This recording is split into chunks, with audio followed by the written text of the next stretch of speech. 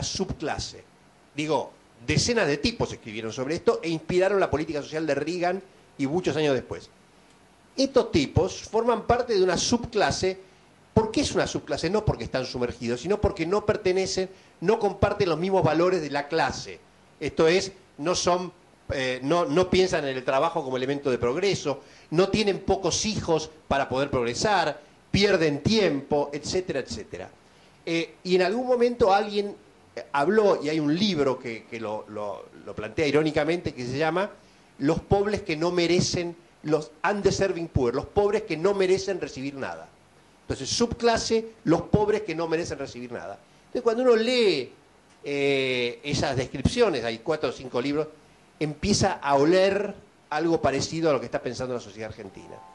Y yo creo que esta discusión hay que darla porque, como creo que lo hemos probado en la mesa y con los trabajos que se han hecho, en particular los de Rubén, si no se encuentra una solución de este tipo, no vamos a poder superar la situación de exclusión en la que están cayendo, al menos hoy día, digamos, en el peor de los niveles, 6 millones de personas. Por lo tanto, esta discusión tiene que estar en la esencia, en el corazón de la discusión política argentina, ¿no?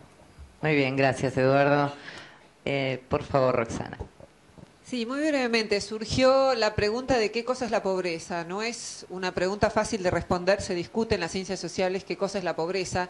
En principio, a propósito del tema que planteé, el de la inequidad, quería decir que uno es el concepto de pobreza absoluta, en donde se está midiendo el acceso o la falta de él a bienes básicos como educación, comida, salud, etcétera, etcétera. Es el concepto que se maneja fundamentalmente en Estados Unidos, a quien no le conviene cambiar sus índices de medición, justamente para tener índices más bajos de pobreza en su medición.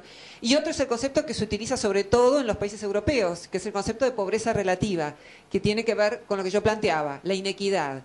Es decir, pobreza relativa es lo que mide justamente el tipo de horizonte que plantea la sociedad como ideal, cultural, económico, etcétera, etcétera, y la posibilidad de alcanzarlo. Creo que las sociedades desarrolladas marchan hacia una medición de la pobreza vinculada con la inequidad, justamente con este concepto de pobreza relativa.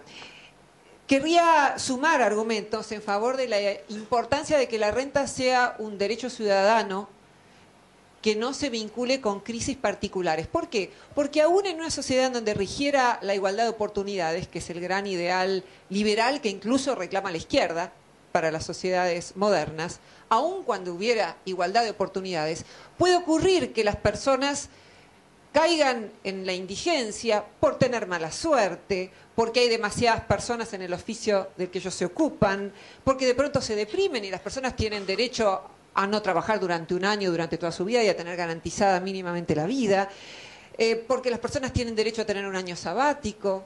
Creo que debería ser un derecho universal justamente porque tiene que ver con la dignidad y no solo con una cuestión económica y con el hecho de que, como bien creo que señaló Eduardo, ya mantenerse con vida es un trabajo y por tanto deberíamos tener acceso a ese derecho universal.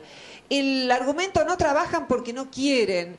Quizás podría haber un argumento análogo cuando Sarmiento discutía con Alberdi si la educación debía ser universal y gratuita, porque Alberdi lo que decía es que existiendo la madre, ¿para qué vamos a crear escuelas gratuitas?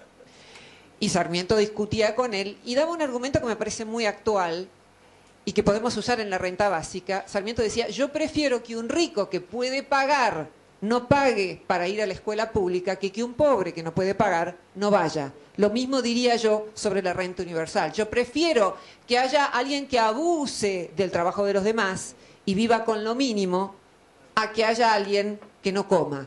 Entonces, si vemos cuál es el mal menor, podemos comparar ambos. Y termino con una frase de Dolina que me gustó a propósito de estos personajes de la farándula que defendían la pena de muerte.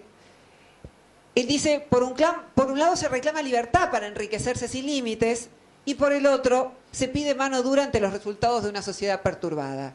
Esta sin duda es una contradicción y seguramente es la tarea de todos nosotros tratar de ayudar a ver esta contradicción. Muchas gracias, Roxana. Rubén, por favor, una reflexión final. Sí. Reflexiones, aclaraciones.